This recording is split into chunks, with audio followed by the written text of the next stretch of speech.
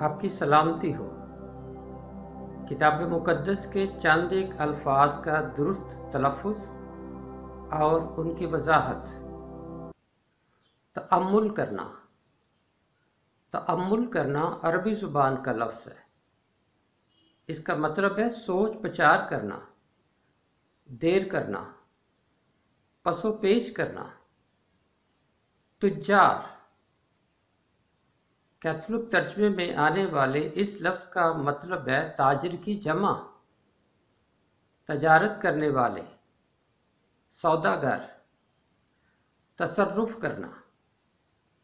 تصرف کرنے کا مطلب ہے صرف کرنا، قبضہ کرنا، استعمال میں لانا۔ تعاقب کرنا۔ عربی زبان کے اس لفظ کا مطلب ہے پیچھا کرنا، پیچھے دوڑنا۔ تعفن۔ اس لفظ کا مطلب ہے بدبو، سڑاند۔ تلون مزاجی۔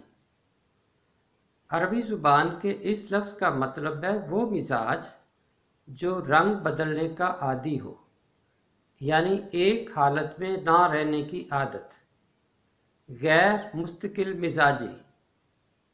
تموج۔ تموج عربی زبان کا لفظ ہے۔ اس کا مطلب ہے پانی کا موجیں مارنا، لہریں اٹھنا۔ توقف۔ عربی زبان کے اس لفظ کا مطلب ہے وقفہ، ٹھہراؤ، رکاوٹ۔